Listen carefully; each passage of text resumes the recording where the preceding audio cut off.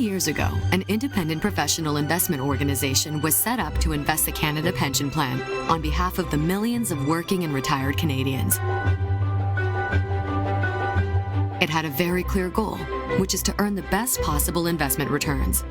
And today, CPP Investments invests across public equities, private equities, bonds, private debts, real estate, infrastructure, and many other areas, all in order to build a resilient, globally diversified portfolio and to grow the CPP Fund to help ensure the financial security of millions of Canadians now and for generations to come.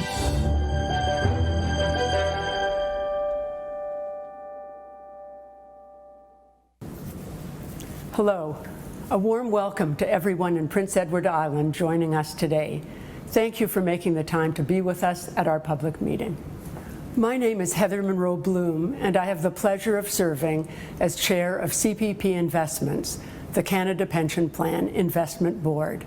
Every 2 years, we hold public meetings with Canadians. It's our commitment to update you on how we are investing the CPP Fund to help ensure it will be there for many years to come, and to provide you with an opportunity to ask questions directly to our leadership. CPP is an important foundation for Canadians in retirement. Understanding the fund's performance and sustainability will provide information and reassurance regarding how it fits into planning for your future. This year, against the backdrop of the global pandemic, we're holding these meetings virtually. We believe this is the safest way to provide you with a full report on our work, while at the same time giving you an opportunity to ask questions. In developing today's program, we talked with numerous Canadians in advance. We wanted to determine what questions you might like us to address. Over the next 20 minutes, we will touch on many of these topics, including our approach to sustainable investing and how we design a resilient CPP fund for the long term. We will also share our most recent financial performance, and you will hear from our CEO, his perspective on the current global economic situation. Finally, we have 35 minutes set aside to answer your questions. You may submit your questions at any time during the presentation, and we will do our utmost to respond during the question period, and if not, we'll follow up with you after the broadcast. 10 years ago, I joined the board of CPP Investments, and I was honored to become chairperson in 2014. Over these years, our steadfast goal has been to provide the highest standard of governance and oversight at CPP Investments. Let me begin by saying a few words about how we do this on your behalf. In a challenging and rapidly changing environment, sound governance plays a critical role in ensuring that CPP Investments continues to meet its obligations to each of you, the 20 million Canadians who contribute to the CPP Fund, and those that rely on it as part of their financial security in retirement. CPP Investments operates at arm's length from federal and provincial governments and is guided by the independent, highly qualified professional board of directors, which I am privileged to chair. Our governance structure is designed to support a clear goal to invest the funds that come in from contributors, maximizing returns without incurring excessive risk. In addition, the assets in the CPP Fund are strictly segregated from all government funds and are thus protected from any political interference. Our board is comprised of experienced individuals with the skill sets and expertise needed to provide effective oversight of this global investment organization. The board is also diverse, with a wide range of relevant professional backgrounds and global experience. We are each committed to serving the key public purpose of the fund. We are strong believers in the value of transparency and open dialogue, and mindful of the important role entrusted to us to help ensure the CPP remains sustainable for future generations. That's why each year we publish an annual report of our financial performance, and in it, other important information which you can find on our corporate website. And every 2 years, we hold public meetings across Canada to answer questions from Canadians. Over the past 24 months, the board has continued its ongoing commitment to continually enhancing our governance. This has included approving the next phase of the organization's long-term strategic direction, a renewed focus on conduct and culture, and further strengthening of our risk management practices. Last year, the board approved a new integrated risk framework for the organization, and this year, the board created a standing risk committee that oversees this area. Our approach looks at all risks holistically, from those that stem from investment decisions to those posed by financial markets. We also keep an ongoing watch over emerging threats, such as climate change, cybersecurity, and geopolitical risks. Our ongoing crisis preparedness has positioned us to respond quickly to the COVID-19 pandemic. Through 2020, the board has worked closely with management to ensure the fund is well positioned to manage through the significant financial and operational impacts of the COVID-19 pandemic. Acknowledging these unprecedented circumstances, my fellow directors and I are confident that management is taking every appropriate step to weather these exceptional challenges to best of ability.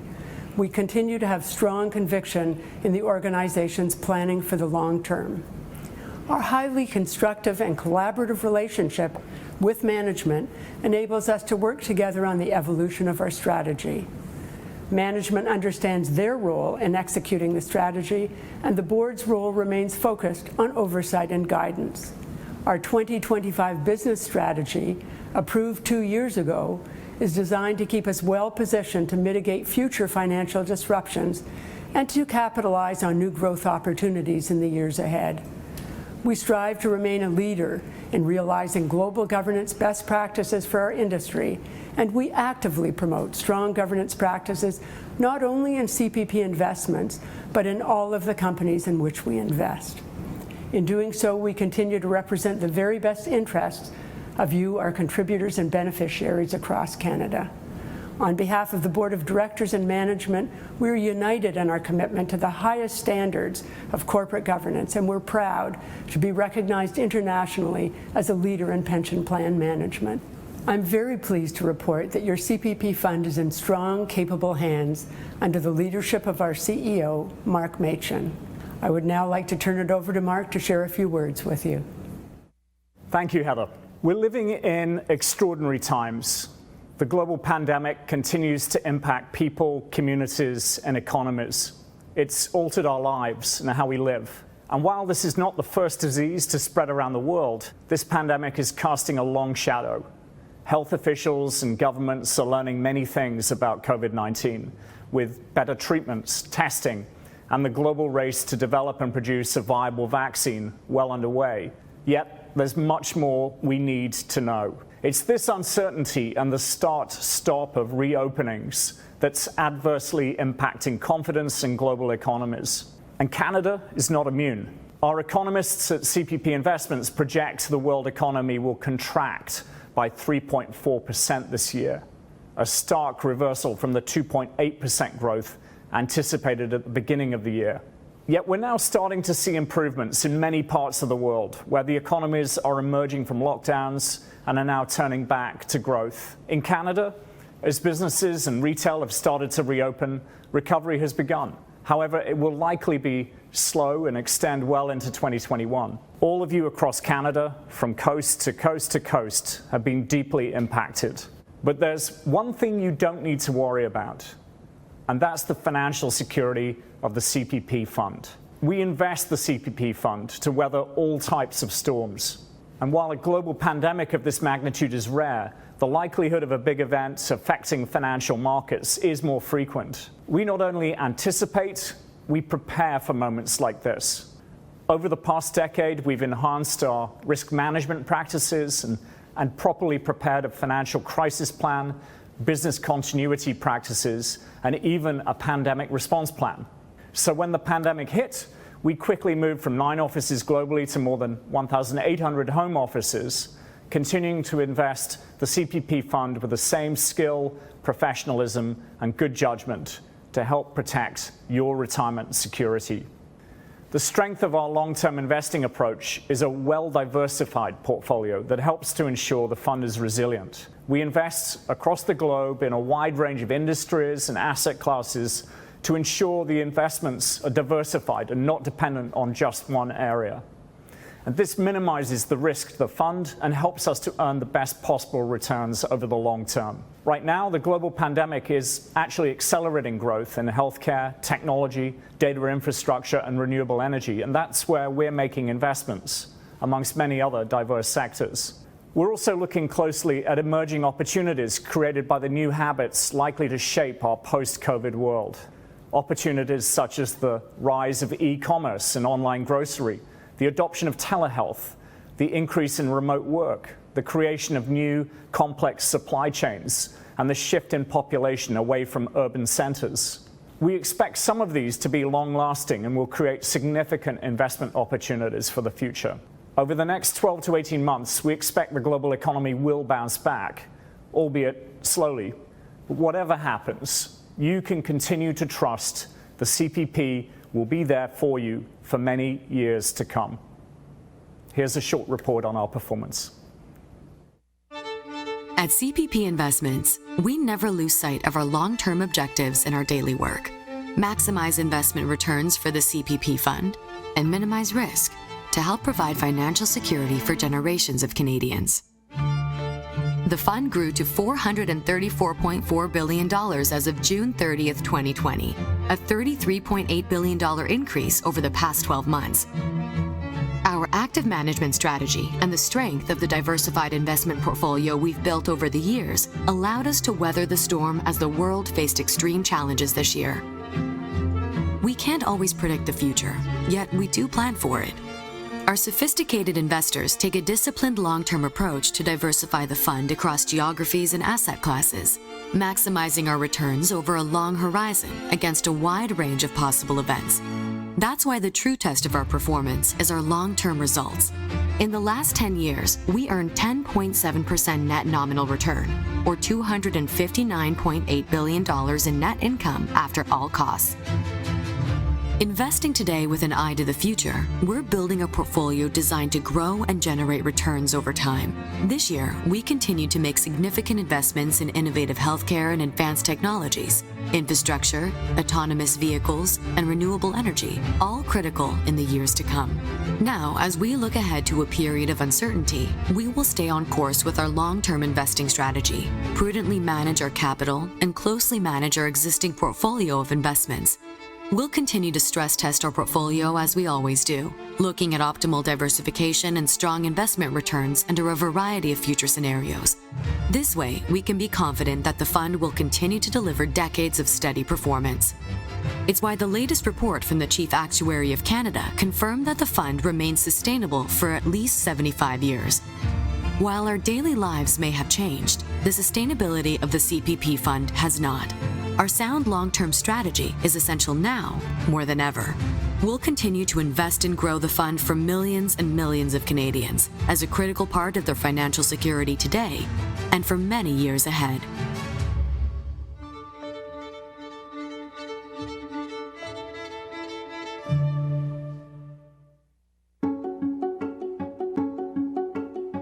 At CPP Investments, we believe sustainable investing is simply smart long-term investing. We have a clear goal to maximize return without undue risk of loss.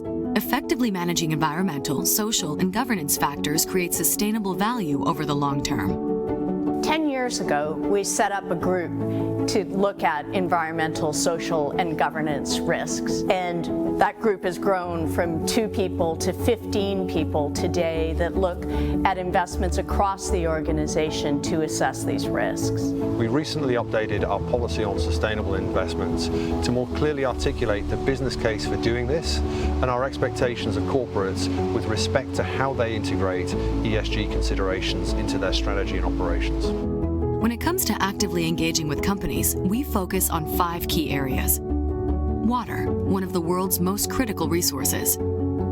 Human rights, because companies that don't respect human rights face potential operational turmoil, higher legal risks, lack of community support, and damage to their reputation. Executive compensation. We see clear evidence of long-term shareholder value when there is alignment between executive pay and company performance. Board effectiveness.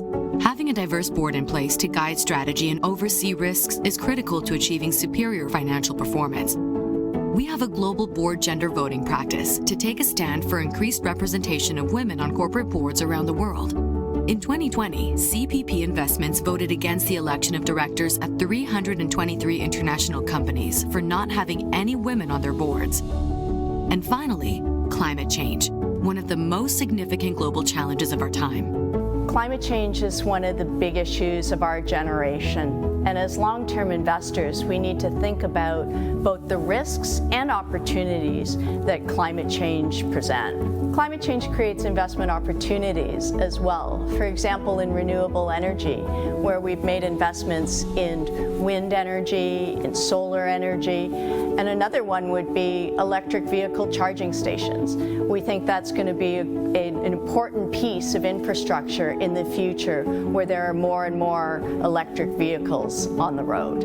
Over the last year, all major transactions have incorporated climate change due diligence.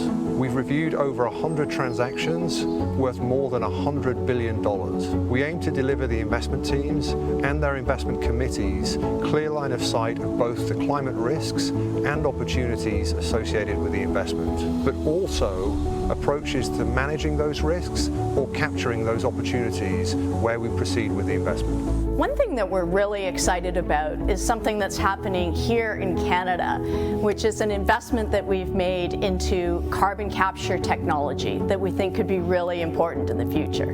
Meeting the needs of almost 8 billion people on the planet today is already creating tipping points with respect to water stress, pollution, income inequality, and many more factors. Consumers' expectations are quickly changing in response to this, and the number of companies that have failed to realize this and destroyed considerable shareholder value continues to grow. To be a successful investor in this new century, we have to be able to identify the companies proactively managing this reality, but also those failing to capture the risks and opportunities of this new century. In some ways, the pandemic has pulled forward the future in terms of change.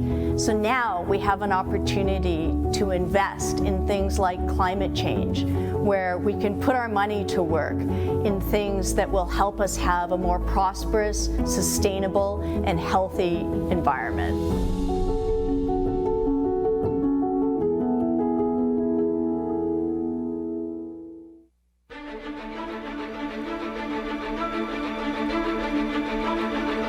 I don't think that many of us have really thought long term about how we're going to save up for retirement. And when we do think about it, it's usually that retirement is a long way out. Young people are concerned about buying their first home and settling into their careers. Retirement isn't on their radar. Many people don't have access to company pension plans that may have been available for previous generations. And on top of that, many people are struggling to save for retirement. Having the enhancements to the CPP is critically important to their financial security in retirement. The increased benefits are really important for Canadians in the long term. It's going to provide a stronger and more stable income for today's generation and for future beneficiaries. I want all young Canadians to know that the CPP will be there for them when they retire. It's a foundation for their retirement that they can count on. A lot of our investments globally are very long-term. We really make the best investments through our intensive research deep dives into specific industries or sectors. I think it's great that we have a separate organization that actually manages the money on behalf of Canadians, that's sustainable for the long term, and it will be there for people when they retire. Whether you're starting in your career or you're nearing retirement, it's important to the social fabric of our country. I get to see firsthand the bright, talented minds that work at CPP Investments. It's inspiring to see how many people are dedicating their lives to growing the fund and working towards a very important public purpose.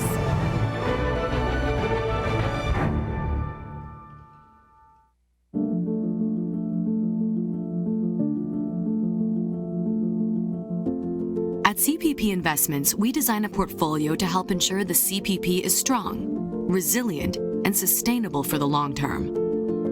Our team of professional investors invests around the world in public and private assets like stocks, bonds, real estate, and infrastructure. Together, this delivers a well-balanced, globally diversified portfolio that will help achieve higher returns over a very long horizon, and materially above what can be achieved through a low-cost passive investment strategy. In designing a portfolio, the first step is looking at the risk.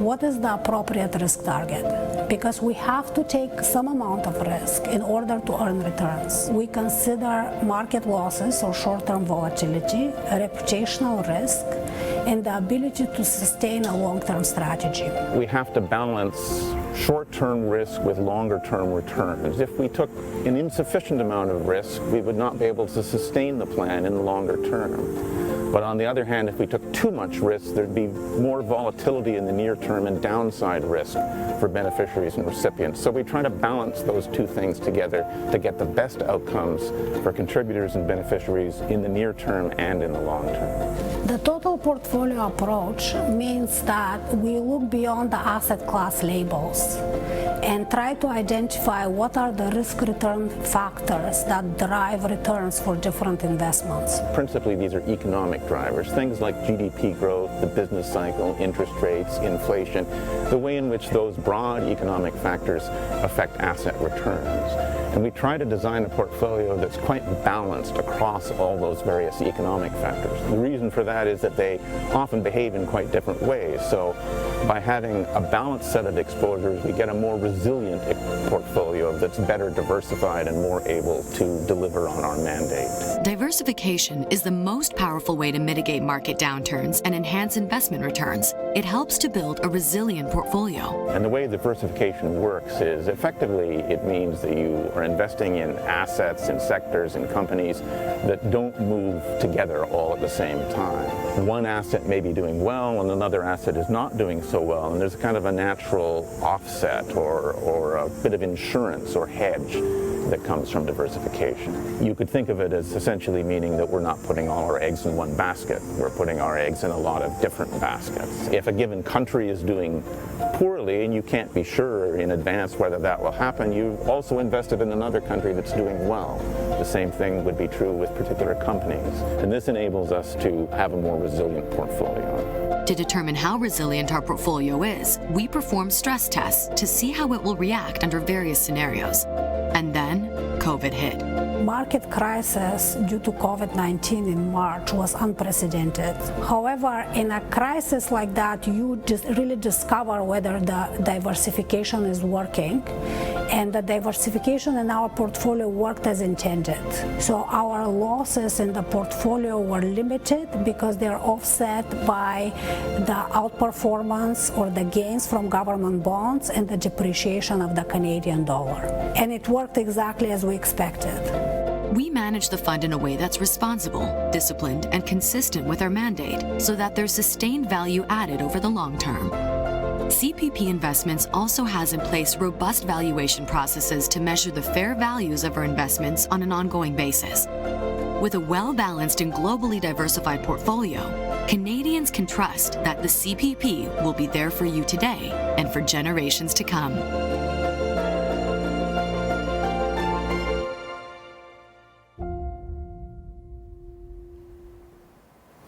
On behalf of the more than 1,800 CPP investment professionals around the world and our board of directors, thank you for taking the time to be with us today. We hope we've given you a better understanding of what we do and of our commitment to you, the more than 20 million CPP contributors and beneficiaries. We would now like to move to the question and answer session of our meeting. Hello, and welcome to all CPP contributors and beneficiaries in Prince Edward Island. As Heather just mentioned, we're now moving to this final segment of the public meeting, the question and answer period. Before kicking it off, I would like to note that we are currently meeting virtually throughout all of Prince Edward Island and would therefore like to acknowledge the lands and traditional territories of the Indigenous peoples of Prince Edward Island. My name is Tara Perkins, and I'm CPPIB's Managing Director of External Affairs. We're happy to host these meetings to provide you, the CPP contributors and beneficiaries, with an opportunity to ask questions about our organization and the role that it plays in helping ensure the fund's sustainability.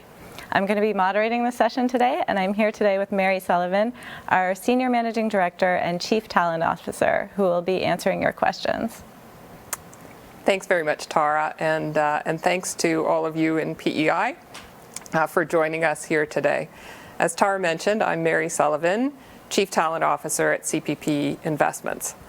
That means that I have the privilege of overseeing the recruitment, development, retention, and engagement of our more than 1,800 talented professionals around the world. I'm excited to take on your important questions today and provide you with some of the key insights about activities of CPP Investments. And Mary, I was just thinking back to 2 years ago when we were trying to do this meeting in person in PEI. It's true. I think that the world is, events are conspiring against us in terms of getting to PEI. Obviously, today we need to meet with you virtually in order to protect all of our health. But 2 years ago, Tara and I were leaving a meeting in New Brunswick, traveling to PEI, and regrettably were unable to make it the night before because the Confederation Bridge was closed. The winds were very, very high, and so we had to make a detour back to Moncton and wake up very early the next day to be with you. I very recently took the opportunity to clean up my iPhone and regrettably had to remove the Confederation Bridge app after 2 years, but maybe I'll get a chance to put it on again. Hopefully we get back, and it was great that we made it in the end. So we want this meeting today, despite it being virtual, to be just as engaging as when we were there in person. If you have a question, please click on the Ask button on the bottom left-hand side of your screen. You'll see it there in blue, and we really want to entertain all of your questions today. We know some of you were able to submit some in advance, which is great, and we want to ensure we have enough time for the live questions as well. So if there are any questions that we don't get to today, we will keep them and review them, and in keeping with our protocols, we'll endeavor to get back to you by email in a timely fashion. So with that, Mary, why don't we kick it off? Our first question is, what is your commitment to divest from companies that have no integrity or don't represent Canadian values? Thanks very much for the question, and it's one that we often engage with Canadians. As my colleague Richard explained in the video, when we invest in a company, we take into consideration a number of environmental, social, and governance issues and evaluate the risks associated with those prior to making any investments. We expect organizations to run on a gold standard of governance before we invest our money in them. We recognize, however, that many Canadians have views about individual companies, about sectors, about geographies in which we invest. And our view is, quite frankly, that selling shares in any industry is not the best way to engage. We actively engage with management and make attempt to influence in those companies that we have that are within the CPP portfolio. I'll give you one example that's close to my heart, and that is our engagement with respect to board diversity. This is something that we are very, very strongly committed to within our own organization. I think that our own board of directors is gold standard here. 58% of our board's directors are female. And so we engage with organizations around the globe to influence them to have more female representation on their boards. In fact, we vote against the nominating director in the event that there are not female representatives on the board. Those sorts of engagements have impact, and we started that practice here in Canada and voted against a number of companies, and within a year 47% had taken action. We don't think that that's entirely due to our engagement, but we do engage on those matters that are important, and believe that pulling our money out quickly, one, could have adverse economic consequences for the fund itself, and two, doesn't bring about the change that we may want to look at, whether that be change with respect to climate transition, etc. And so we want to be able to engage on an ongoing basis, influence those companies, and make sure that they're all operating at a gold standard. Okay.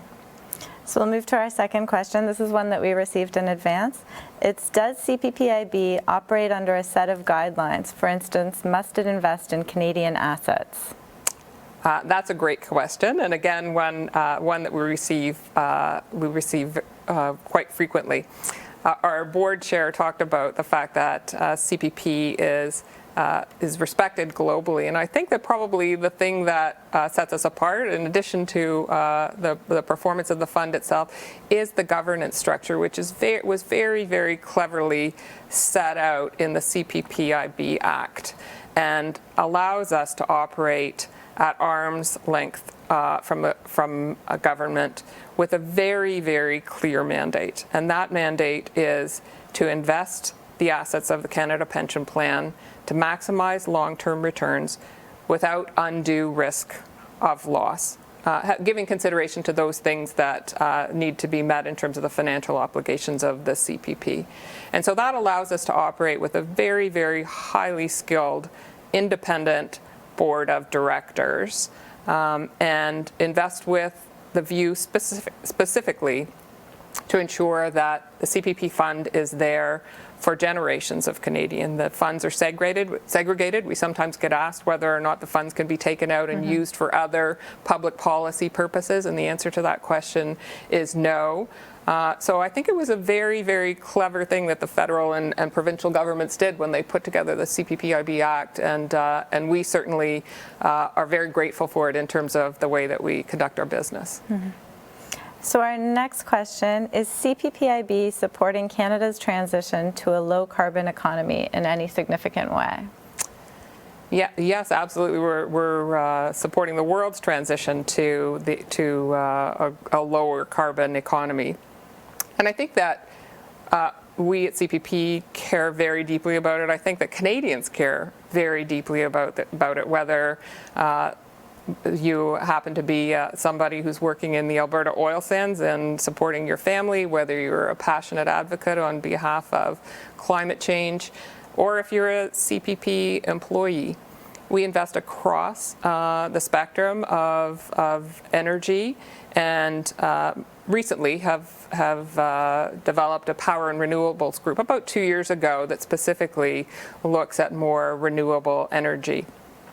We believe that and are supported by expert opinion that over the course of the next 20 years, oil and gas will continue to be an important part of energy production, no matter how aggressive the move towards a greener planet will be. And so operating across that spectrum allows us to participate, allows us to diversify as we want to get the greatest returns within the fund. Great.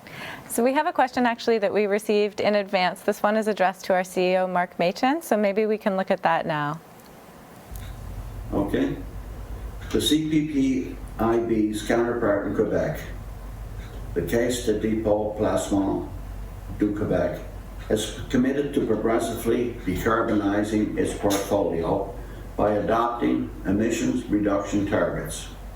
The CPPIB has elected not to do so. Why? And can the CPPIB's claim to be a climate leader if it doesn't target portfolio emissions reductions? It's an important question. So we were able to put that one to our CEO, Mark, and here's his response. Thank you for the question. And we share your view that climate change is one of the major challenges of our time, if not the most important. Now, we serve Canadians by delivering the returns that are needed to help sustain their retirements. So we have to be careful about selling holdings too quickly, or in particular, overpaying for investments as a result of this carbon transition. And that's why arbitrary targets are not really as favorable as data-driven, actionable insights. Now, we continue to seek to be a leader in understanding the investment risks and also the opportunities presented by climate change. And this includes really comprehensive bottom-up work, such as requiring that the investment teams do a climate change assessment on all of our major individual investments. On the opportunity side, we've now invested more than $6 billion of the fund into renewable energy. We've also invested in several of the world's leading electric car-related companies. And this year we launched a climate change opportunities strategy that has made significant investments. We work with our portfolio companies to improve their climate change-related disclosures and advance their best practices in this regard. And I really encourage all of our contributors and beneficiaries to read our recent report on sustainable investing, which goes into a lot of detail on how we're tackling this really important challenge. So that report that Mark mentioned, the Sustainable Investing Report, if you look down the left-hand side of your screen, you should see a tab that says Resources, and it's available at that tab. So our next question is, how does CPPIB ensure that human rights are respected by mining corporations in which it invests? Sure, thanks. And that, again, human rights is one of the central tenets of our ESG efforts out of our sustainable investing group, along with executive compensation, water, governance, and climate change. So we absolutely expect that all of our investee companies respect human rights. We engage with our companies regularly to be able to understand what is going on. One of the benefits of operating within CPP is that we have offices around the world. We believe that being closer to our assets, closer to our partners, allows us to engage more deeply and really understand the story on the ground of what's going on. And so human rights is of utmost importance to us, and we're constantly monitoring that, certainly before an investment is ever made and on an ongoing basis as we manage our assets. Okay. So we have a video question that we received for you. We'll play that in 1 second, and I would just remind our viewers, if you wanted to ask a question, there's a blue button at the bottom left-hand side of your screen that says Ask that you can use to do so. So why don't we go to a video that we've received in advance? Great. Hello, I'm Ian McPherson. I'm the Executive Director of the Prince Edward Island Fishermen's Association. My question is regarding food security and the seafood sector. My question is, does the plan invest in seafood companies that are Canadian-owned and controlled by Canadian shareholders? Thanks very much. Ian, I'll give you a short and a long answer to your question. The answer specifically is no, we don't have any direct investments at this time in seafood production companies in Canada. Maybe broadly, I'll speak about our investments in Canada. We have about 15.6% of the fund is invested across Canada, and certainly within that, if you look at the lens of food security specifically, we include investments in food production companies and grocery chains and other logistics that make the delivery of food throughout the Canadian economy possible. Sometimes people ask us about the size of our investments in Canada, so maybe I'll morph a little bit into a different question. Mm-hmm. Why are they the size that they are? The Canadian economy represents about 3% of the total global economy, and so at 15.6% of the total fund, we think of ourselves as sort of overweight in Canada, relatively speaking. That's appropriate. We know this country very well. It is our home ground, etc. But to the point of diversification that's been mentioned a few times already throughout this discussion. Investing outside of Canada is very, very important. We're very tied to Canada in terms of movements related to the Canadian economy, whether they be the Canadian dollar and the the wage growth in Canada or employment within Canada, etc. So investing outside of Canada allows for us to get that diversification, eggs in many basket approach that my colleague Stephen spoke about. Great.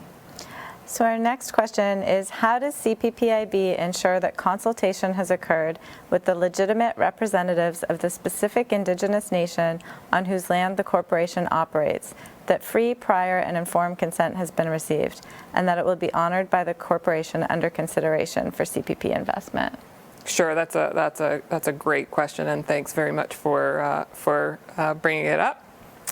We have a very, very specific investment process. Mark has referred to it, and some of my colleagues also, in terms of the way that we conduct our due diligence ahead of making any investment, looking at the risk factors that may impact it, whether they be financial, geopolitical, climate, whatever risks may endure within an organization, as well as the opportunities in the future where we think an organization is going. We think about this in terms, as shareholders, considering the impact on the many stakeholders who will engage with the organization that we are investing with.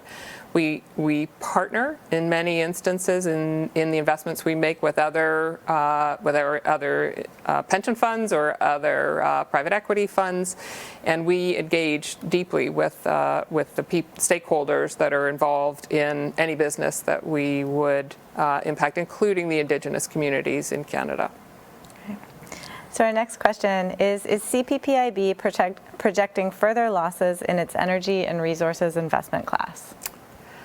So I'm not going to be great at predicting the future per se about energy and resources. Our energy and resources group did lose money in fiscal 20 about to the end.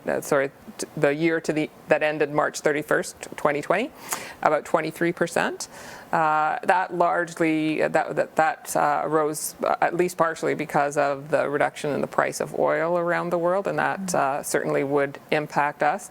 You heard from Mark that our internal economic forecasting group believes that the global economy will contract this year by 3.4%, which is very different than what we thought it was going to be at the beginning of the year. And for that reason, I'm going to say that I'm not going to make a bet on what's going to happen specifically with energy and resources in the near term. But more importantly, we think about our portfolio over the very, very long term because we are investing for generations. We're ensuring that not only you and I, Tara, but our children and our children's children will have the CPP available to them in the generations ahead. And so that's the way we're thinking about our investments as well. And we purposefully plan for things in the economy that will shock either independent sectors or individual companies or the economy as a whole that will impinge upon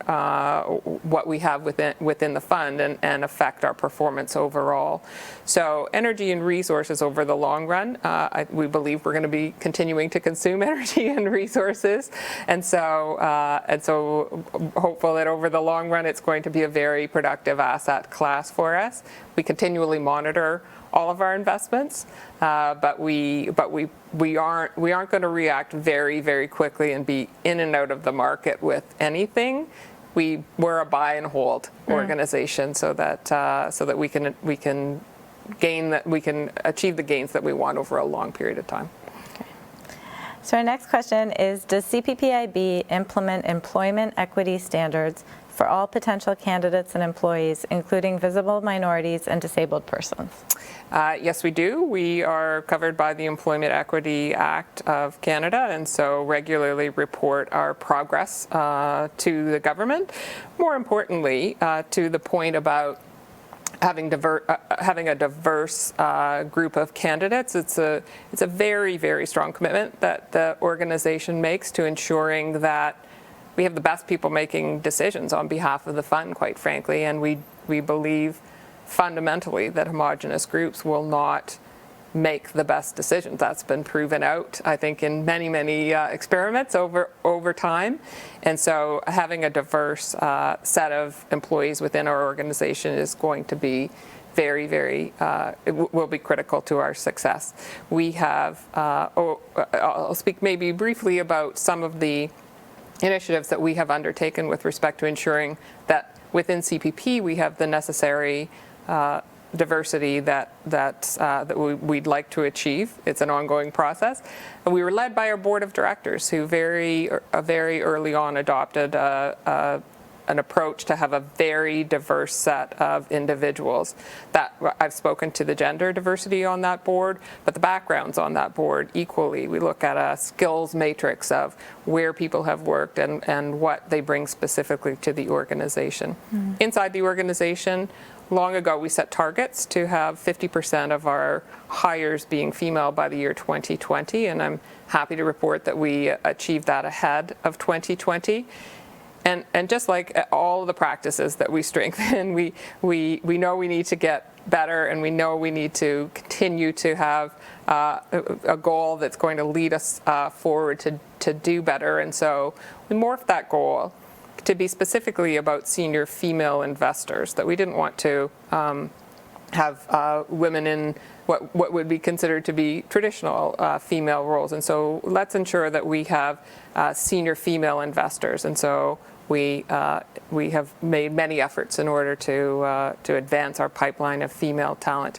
In addition to that, we have set targets with respect to Indigenous, hiring Indigenous employees, having senior level representation of visible minorities, underrepresented groups around the world. And we recently signed the Black North Initiative, which commits us to hiring 5% of our student population from the Black community by 2025. So we challenge ourselves very much. We like many organizations, we have much still to do. Perfection is an ever-receding goal, and so we do a lot of self-reflection. But I'm really proud of the work that we've done at CPP Investments. In 2017, 14% of our investors were female. Senior investors were female, and we're now at 23%. That's a significant change, and one that we're really leaning into, as well as all other disadvantaged and underrepresented groups within the Canadian economy. Great. So we have a question about our investments in emerging markets and whether those aren't too risky. Well, as my colleague Stephen said, we take calculated risk. We don't want something to be so risky that it would put the fund broadly at risk. But without taking risk, we do not believe that we will achieve the returns that are necessary to be able to sustain the plan over the very, very long term. So we're constantly evaluating, and we make our investments on the basis of risk-adjusted returns. So that's, if you thought that a investment was going to return 10%, you would then price in all those things that were risky, whether they be, in this instance, emerging market risk or geopolitical risk or climate risk, and we assign a cost to that so that there's a net expectation. And as compared to what we might be able to get in a general index or something like that, we need to know that we're going to have superior returns. Emerging markets in particular have done extraordinarily well. Last year, not quite so well, but in the years preceding that, very, very well. They also offer they also offer a diversification strategy to the organization, and they give us access to very large economies. If you think about India as an emerging market, Brazil as an emerging market, those are two markets we're very committed to have established offices in those markets and have made some really interesting investments. And so it gives you access to an economy that will be, we think, extremely important to the world's economy in the future. Great. And we've heard a lot in this meeting today about climate change. There's a question about why we don't have a clear decarbonization target as some other funds have. Well, I think Mark addressed this a little bit in his view that we believe that pulling money from investments is not the most effective way to engage. Totally recognize and respect that other organizations may think differently. We are investing into the energy transition. A recent investment that we made in Pattern Energy, for instance, invests in sort of a portfolio of renewable energy, 28, I believe, different projects, and so we will continue to invest in the energy transition, engage with organizations in order to support that transition, and as mentioned, always weigh the risk of climate change in any investment that we make. Great. So we have a question. Our thoughts on investing in Canadian infrastructure right now? Our thoughts on investing in Canadian infrastructure are the same as our thoughts in investing really in anywhere. Some people ask us about our alignment with the Canadian Infrastructure Bank. We are not aligned with them per se. I think it's a very interesting structure that the government has set up. Infrastructure is a very important asset to it. It acts like a bond over a long period of time. In fact, our largest investment in Canada is a infrastructure investment. We own 51% of the 407 highway, which runs north of Toronto, and so we invest in infrastructure around the world. In terms of where we would invest in future, it really depends on where we want to take the fund, and in our total portfolio approach, we consider all of the assets that we currently have under management, and as we think about growing the fund over time, where do we want to take on and grow a program? Where do we want to keep a program exactly where it is, et cetera? And so annually, we will look at what our appetite is for infrastructure assets around the world, and then more specifically in Canada. Great. And looking at the clock, Mary, I think this is probably our last question. So the question is, how often does CPPIB review and change its asset mix? Well, we look at our asset mix annually, as I said, in terms of because each year we have inflows of capital from the contributions that are taken from your paycheck every couple of weeks or month, however often you are paid, and so we count on that inflow and think about what to do. We will be divesting certain elements of the plan, et cetera, and so we look at the optimal portfolio construction given consideration to where the world's economy is at and where we want to move. The fund does not shift and move or as I said earlier, buy and sell quickly. That's not the way that we operate. We look to the long term, but annually we are looking at, in the next 5 years, where do we want to be investing our money so that it gives our investment teams the time to be able to, within that envelope, look for the very best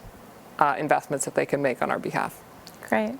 And with that, I think we're running out of time. I would just remind the viewers that if you wanted further information at the Resources tab, you can find both our annual report, our Sustainable Investing Report, and links to some additional information on CPP contributions and benefits. And Mary, thank you so much for taking this time today. Thank you, Tara. It's great to be here with you.